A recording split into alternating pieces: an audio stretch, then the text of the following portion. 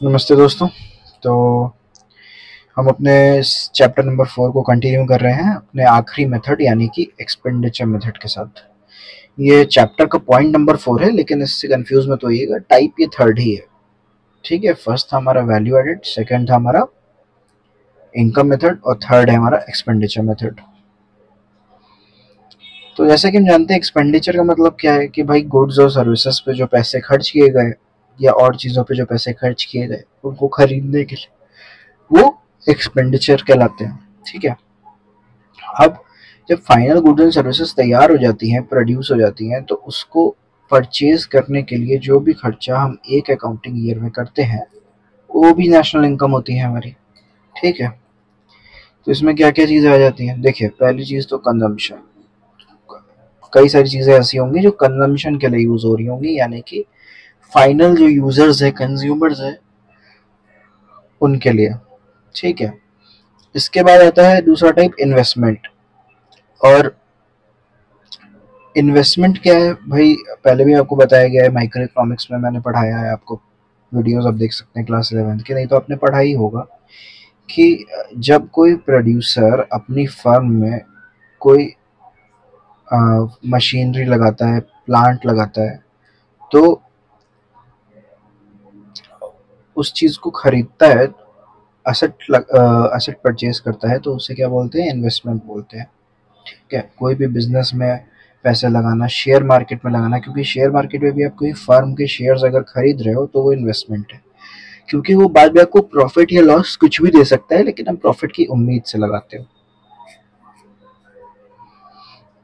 और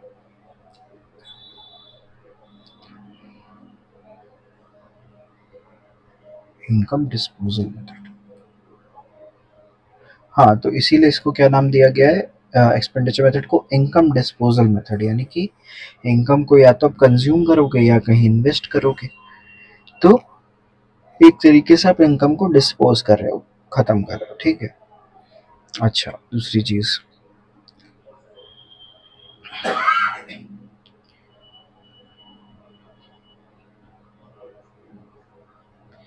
अब जब हम ये बात करते हैं कि कंट्री की डोमेस्टिक टेरिटरी के अंदर एक ईयर में जितने भी फाइनल गुड्स पे एक्सपेंडिचर किया गया है ना, वो हमेशा जीडीपी की मार्केट वैल्यू यानी जीडीपी एमपी के बराबर होता है। फिर इसको एडजस्ट करना पड़ता है हमें नेशनल इनकम तक पहुंचने के लिए। बहुत ही अच्छी बात है ये पता चली। देखिए, आपने देखा था कि इनकम मेथड में क्या निकल के आ रहा था, एनडीपी, एफसी, और जो आपका वैल्यू एडेड मेथड था उसमें आ रहा था आपका जीबीए, सॉरी, जीवी एट एमपी, जिसको हम जीडीपी एट एमपी भी बोल सकते थे क्योंकि वो हमेशा सेम होते थे। और यहाँ पे भी हमारा एक्सपेंडिचर मेथड में भी क्या निकल के आ रहा है, जीडीपी एमपी ही निकल के आ रहा है। तो इससे दो बातें पता चलती हैं कि हमारे दो मेथड हमें जीडीपी एमपी पे ले जाएंगे और एक एनडीपी एफसी पे। पहली बात तो ये। दूसरी बात ये है कि भाई जीडीपी एमपी में जी डी एम पी है, यहाँ पे एन एन एफ सी, तीनों चीज़ें चेंज हो रही हैं हमारी। तो इसीलिए हमें सभी चीज़ों को कैलकुलेशन में लाना होगा, यानी नेट इनडायरेक्ट टैक्स को भी, एनएफआईए को भी और डिप्रिसिएशन को भी। वहीं इनकम मेथड में हम एनडीपीएफसी पे होते हैं, जो कि एनपीएफसी के काफ़ी क्लोज है। यहाँ पे हमें कुछ भी नहीं करना होता है, सीधे सीधे डोमेस्टिक से नेशनल में जाने के लिए एनएफआईए जोड़ना होता है।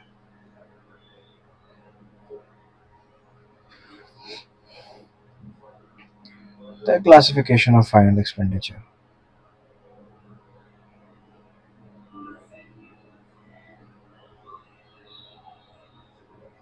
फाइनल एक्सपेंडिचर के क्या क्या क्लासिफिकेशन है, देखिए चार चीजें आती है जो मिलके फाइनल एक्सपेंडिचर बनती है। पहला, प्राइवेट फाइनल कंजम्पशन एक्सपेंडिचर, यानी कि जो भी पब्लिक है मार्केट में या इकोनॉमी में, वो पूरी की पूरी अपने गुड्स और सर्विसेज क्या क्या खरीदती है, उस पर क्या क्या खर्च करती है, वो हो जाता है आपका प्राइवेट फाइनल कंजम्पशन एक्सपेंडिचर।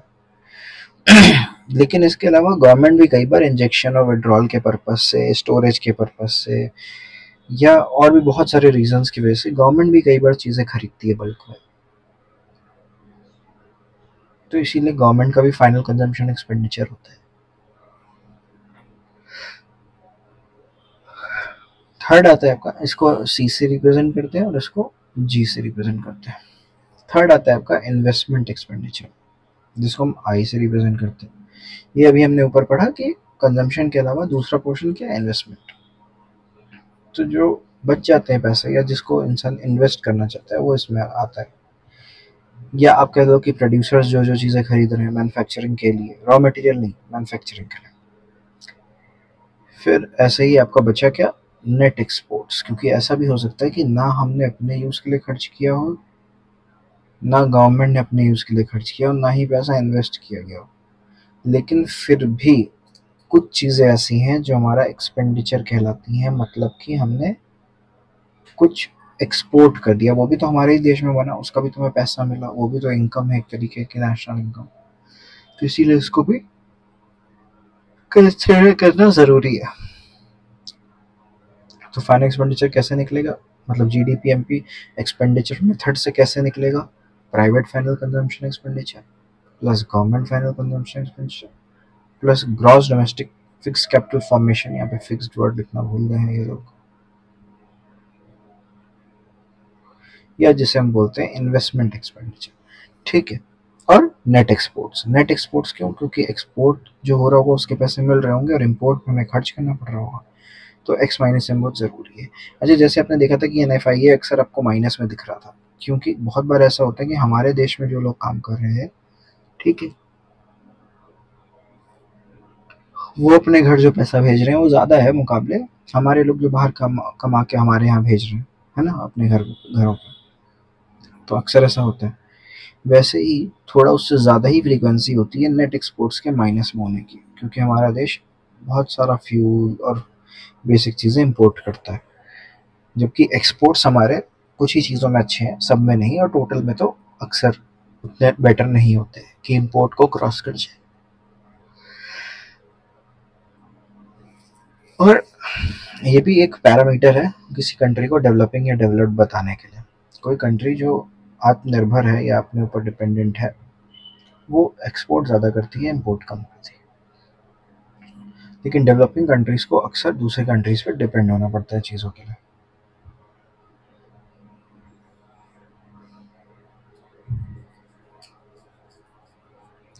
अच्छा, यहाँ पे इन्होंने कुछ चीज़ों के पार्ट बताए हैं, जैसे कि gross domestic fix capital formation. अच्छा, इसीलिए यहाँ पे फिक्स नहीं था, सॉरी, काट दीजिए। ग्रॉस डोमेस्टिक कैपिटल फॉर्मेशन इन्होंने कहा है, इसके दो पार्ट हैं, एक है फिक्स कैपिटल फॉर्मेशन और एक है इन्वेंट्री इन्वेस्टमेंट, यानी कि closing stock minus opening stock. ऐसा भी हो सकता है कि हमने बहुत सारी चीज़ें बनाई हो पर बेची ना हो, तो उस पर कोई खर्चा नहीं हुआ होगा सिवाय उसका रॉ मटेरियल खरीदने के, ठीक है। तो इसीलिए उसको भी हम कंसिडर करते हैं। वैसे ही प्राइवेट फाइनल कंजम्पशन एक्सपेंडिचर में भी दो पार्ट हैं, एक जो हाउस होल्ड कर रहे हैं और एक जो नॉन प्रॉफिट प्राइवेट इंस्टीट्यूशन कर रहे हैं, जो सोसाइटी को सर्व कर रहे हैं। देखिए, ज़रूरी नहीं है कि आटा चावल गेहूँ ये सब हम आप खरीद रहे हो अपने घर में यूज कंज्यूम करने के लिए। ऐसा भी हो सकता है कि बहुत सारे लोग जो नहीं कमा पाते हैं या किसी वजह से वो उनकी जो इनकम है वो उतनी अच्छी नहीं है या ज़ीरो ही है, तो कई बार उन्हें भी तो ज़रूरत है ना खाना। ऐसा तो है नहीं कि हर बार वो या तो भूखे पेट सो जाएंगे या भीख मांगेंगे और उन्हें मिल ही जाएगा कुछ पैसा, है ना, ऐसा ज़रूरी तो है। तो बहुत सारी संस्थाएं ऐसी हैं जो ऐसे लोगों की मदद करती रहती हैं। ये संस्थाएं जब सामान खरीदती हैं तो वो भी एक तरीके से फाइनल कंजम्पशन एक्सपेंडिचर ही है, ठीक है। इनको क्या बोलते हैं, नॉन प्रॉफिट प्राइवेट इंस्टीट्यूशन, जो सोसाइटी को सर्व करने के लिए बने हैं, ठीक है। अब बोलते हैं ना एनजीओ चला लेंगे, ये वही चीज़ है, ठीक। ऐसे ही gross domestic fix capital formation यानी फिक्स्ड इन्वेस्टमेंट भी कई तरीके का होता है, business fix investment, government fix investment और investment on residential construction by household. सही बात है, ये भी एक इन्वेस्टमेंट है।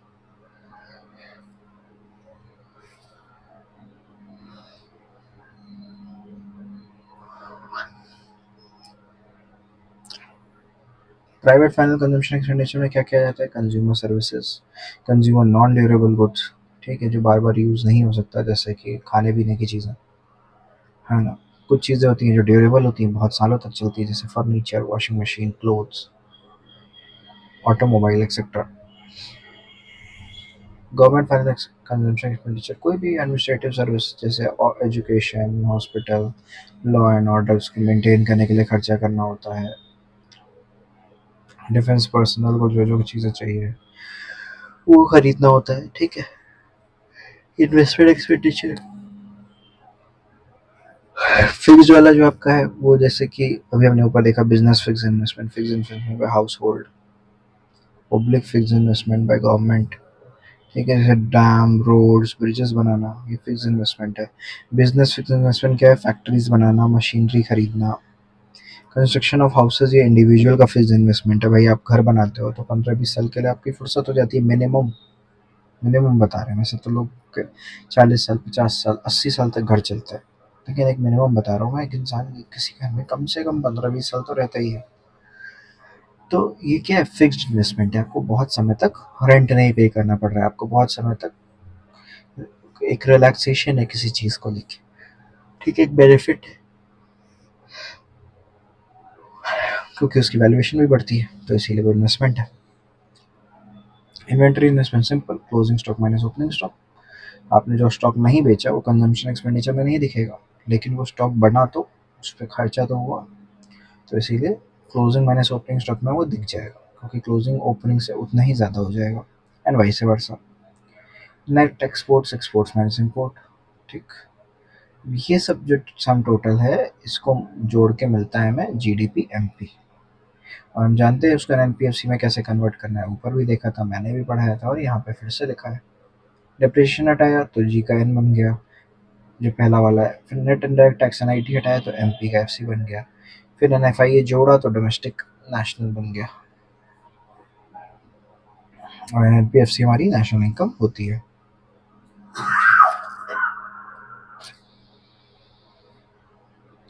प्रिकॉशंस रिगार्डिंग एक्सपेंडिचर मेथड, जैसे हमने पीछे दोनों मेथड में प्रिकॉशंस देखे कि हमें कुछ चीज़ों का ध्यान रखना था, वैसे इसमें भी ध्यान रखना है।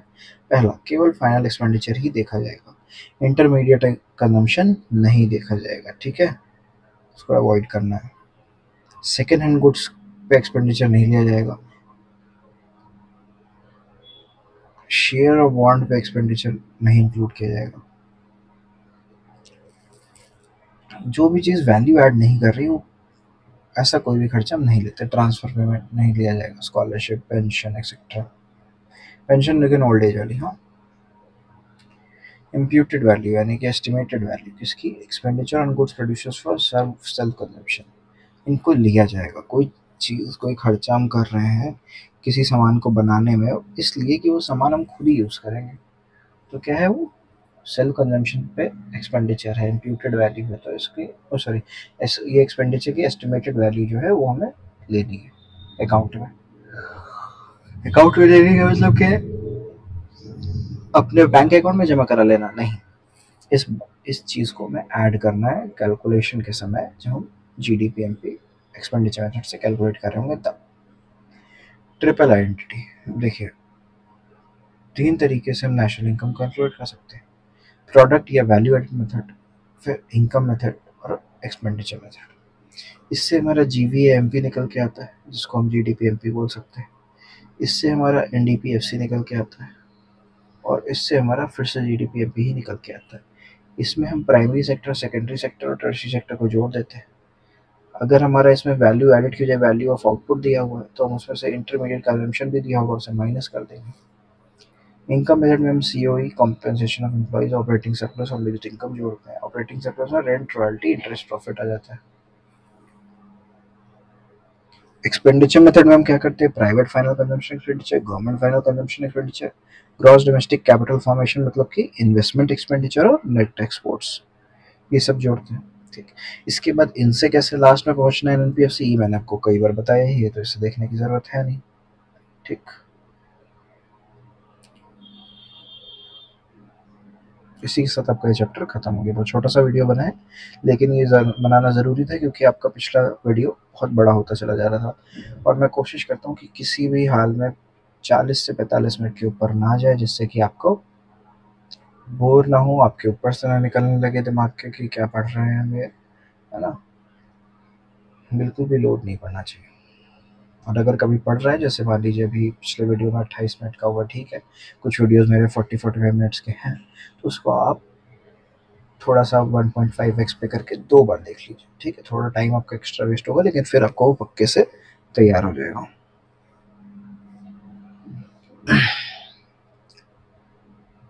चलिए, ये चैप्टर आपका खत्म हो गया, चैप्टर 4। अब बाकी सारे चैप्टर लगभग सिंपल हैं, वो एक-एक वीडियो के ही हैं, स्पेशली जब तक मैं न्यूमेरिकल्स छोड़ रहा हूँ। क्यों छोड़ रहा हूँ? क्योंकि मैं न्यूमेरिकल के वीडियोज़ अलग से बनाऊँगा। क्लास 11th के भी, 12th के भी, इकोनॉमिक्स हो, चाहे वो अकाउंट्स हो, ठीक है? अकाउंटेंसी आपका।